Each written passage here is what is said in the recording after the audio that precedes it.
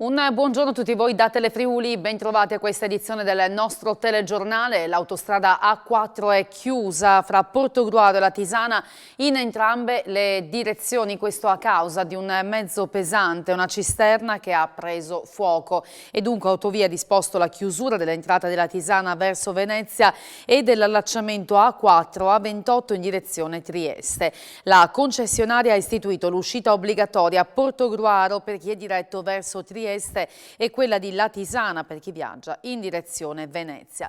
Sul posto stanno operando i vigili del fuoco, la polizia stradale e il 118. Attualmente il traffico risulta congestionato tra San Stino e Portogruaro in direzione Trieste e fra San Giorgio di Nogaro e Latisana verso Venezia. Si registrano code anche in corrispondenza delle uscite obbligatorie di Latisana verso Venezia e di Portogruaro verso Trieste.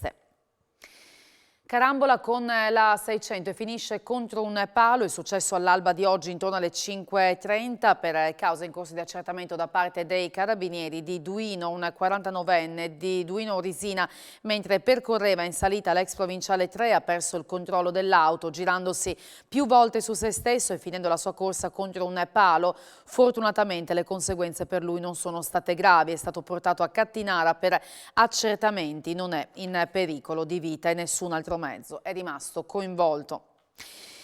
Si è spento la scorsa notte Sergio Fabrizi, storico tabaccaio di via Pradamano. Ha dato la triste notizia che ha toccato il quartiere di Baldasseria, dove era molto conosciuto. Sono stati i figli Manola e Moreno. Sergio, 82 anni compiuti il 30 giugno scorso, era malato da diversi mesi. Le sue condizioni di salute si erano aggravate poco dopo la perdita della moglie Gentile Pieniz, mancata il 5 luglio dello scorso anno, e nel 1978 fu proprio lei, originaria di Torreano di Cividale, a convincere il marito a spostarsi dal capoluogo lombardo a Udine e a comprare la rivendita di sali e tabacchi posta di fronte alla piscina comunale alla scuola media Fermi, rivendita che poi gestirono per 40 anni. Da quel trasferimento, avvenuto quando lei aveva 21 anni e lui 32, l'appellativo con cui veniva chiamato da amici e clienti il milanese. Il funerale si terrà venerdì o lunedì prossimo nella chiesa di San Pio X. A pochi giorni dall'avvio dell'anno scolastico, il fattore maggiore di criticità della campagna vaccinale si concentra sui docenti non vaccinati, sui quali incombe la possibilità del Green Pass obbligatorio. Maggiore responsabilità, segnala il vicepresidente della Regione Riccardi, sembra arrivare dalle giovani generazioni. Qual è la situazione Covid e vaccini anche in previsione dell'inizio della scuola? Noi stiamo faticosamente andando avanti, però purtroppo la nostra campagna ha una distanza da altre regioni almeno di 5-6 punti, quindi noi dobbiamo riuscire a recuperare questo per raggiungere quella quota di immunità che ci metterebbe un po' al sicuro. Noi viviamo una condizione del contagio che è 4 volte quella che c'era l'anno scorso. Fortunatamente abbiamo una pressione ospedaliera inferiore, questo grazie alla campagna vaccinale, e quindi adesso siamo tutti impegnati credo in quella che sia l'operazione più complessa che abbiamo davanti, che è quella riapertura delle scuole in sicurezza. Si va verso l'obbligo del Green Pass per i docenti. Ma mi pare che la posizione del governo sia questa. È evidente che nel momento in cui tu non riesci ad avere una forte accelerazione sulla campagna vaccinale, tu devi distinguere coloro che si sono vaccinati dagli altri, distinguendo tra loro coloro che non possono vaccinarsi. È un problema di responsabilità sociale e quelli che non vogliono vaccinarsi dovrebbero ringraziare tutti coloro che invece si sono vaccinati e hanno avuto questa responsabilità, e su questo non voglio dimenticare un'altra considerazione che mi sembra importante: la lezione dei giovani, perché noi vediamo che in questa regione, a differenza del ritardo su alcune fasce un po' più avanti, vediamo che invece i giovani hanno dato una risposta importante. È un esempio che generazioni di maggiore età dovrebbero seguire. Nell'ultima settimana sono stati eseguiti nelle 140 farmacie del Friuli Venezia Giulia aderenti ben 16.000 test rapidi a prezzi calmierati, con una media di 2.000 al giorno richiesta, i numeri che sono fortemente aumentati dopo l'obbligatorietà del Green Pass. Il bilancio è di Federfarma. Sono 141 le farmacie del Friuli Venezia Giulia che al 23 agosto hanno volontariamente aderito al protocollo sottoscritto da Federfarma con il Ministro della Salute e il Commissario straordinario per consentire ai cittadini di accedere ai test antigenici rapidi a prezzi calmierati. Con questo accordo è stato definito un prezzo agevolato del test di 8 euro per i minori tra i 12 e i 18 anni e un costo calmierato di 15 euro per la fascia sopra i 18 anni. Inoltre, la nostra regione ha stabilito un ulteriore finanziamento per ridurre ulteriormente il costo del test ai minori di 12-18 anni fino a 5 euro per offrire gratuitamente il test alle persone esonerate dalla vaccinazione con prescrizione del medico per giustificato motivo di salute. La numerosa adesione delle farmacie al nuovo protocollo d'intesa, si legge in una nota di Federfarma, testimonia lo spirito di solidarietà e collaborazione dei farmacisti per aiutare la popolazione in difficoltà. Nell'ultima settimana sono stati eseguiti in farmacia oltre 16.000 test, una media giornaliera di 2.000 tamponi, con un tasso di positività limitato allo 0,44%.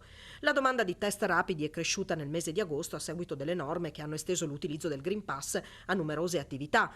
Il servizio tamponi rapidi si aggiunge alle attività già svolte dalle farmacie a sostegno della popolazione e del servizio sanitario in questa emergenza.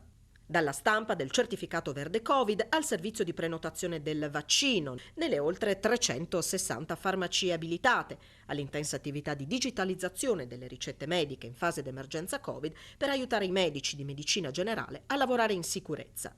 Le esperienze condotte durante questa emergenza, conclude la nota di Federfarma del Friuli Venezia Giulia, testimoniano il valore della farmacia quale punto di salute di prossimità per l'assistenza alla popolazione, di supporto e cooperazione con il sistema sanitario regionale per la sorveglianza e il contenimento della diffusione dell'epidemia da SARS-CoV-2.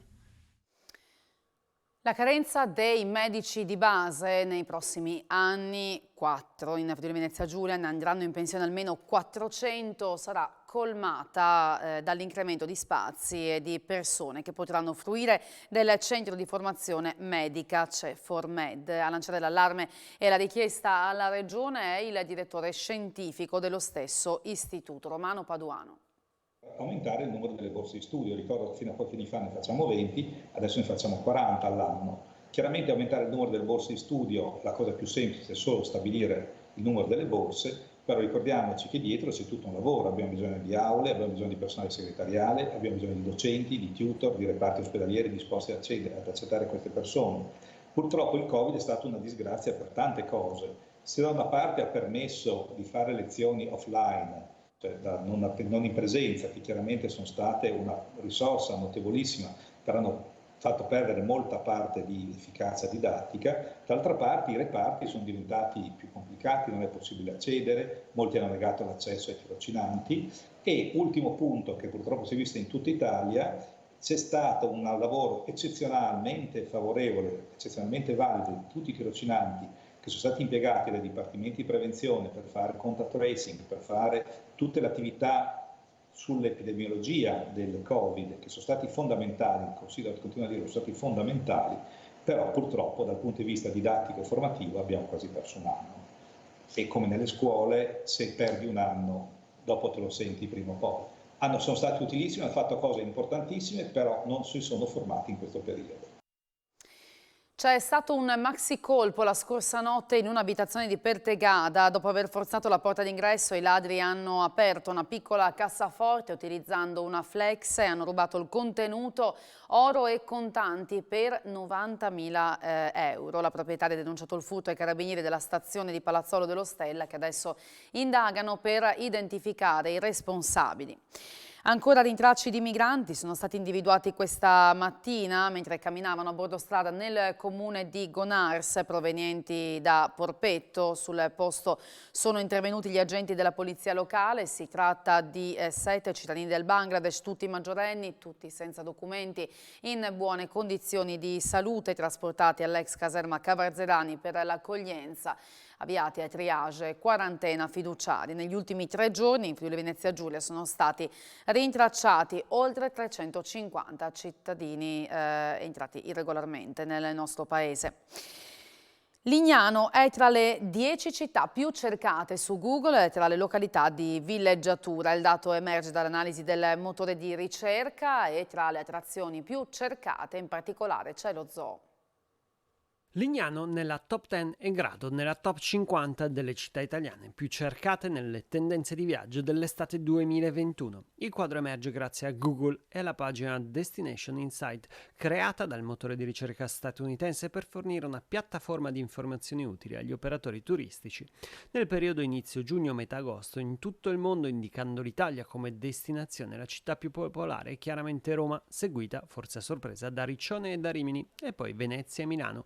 Dopo Napoli, Firenze, Caorle e Lido di Jeso, ecco che arriva Lignano Sabbiadoro. La crescita nella ricerca per la popolare città di mare è stata superiore al 75% rispetto allo scorso anno, un dato che la comuna a Grado. Roma e Milano invece hanno registrato un aumento compreso tra il 50 e il 75%. Lignano in realtà sale di un posto, superando anche il Lido di Jesolo, riducendo il periodo di ricerca dal 1 luglio al 18 agosto. I principali paesi da cui sono partite le ricerche sono chiaramente quelli europei, con Germania e Austria, poi Francia e Svizzera. Al quinto posto gli Stati Uniti, però poi si torna nel vecchio continente con Paesi Bassi, Belgio, Regno Unito, Spagna e Polonia. Lignano è cresciuta molto nelle ricerche Google e per quanto concerne gli interessi italiani, oltre al Friuli Venezia Giulia, che ovviamente fa la parte del Leone, ci sono Veneto, Trentino Alto Adige, Lombardia e Piemonte. Le parole più ricercate? Meteopesca, la prenotazione degli ombrelloni e poi al terzo posto lo zoo e al quarto lo stadio. Con la riapertura dell'ossario di Oslavia e del Sacrario di Re di Puglia ha ripreso vita anche il turismo della Grande Guerra, un'occasione che sta portando molti alla scoperta di Gorizia e del resto dell'Isontino, ma non solo, cogliendo l'occasione poi di scoprire anche attraverso numerosi percorsi l'intera regione. L'estate ha riportato molti turisti a visitare anche i luoghi della Grande Guerra, complice la riapertura dell'ossario di Oslavia. Il flusso di gente arrivata per ammirare i monumenti è aumentato considerevolmente.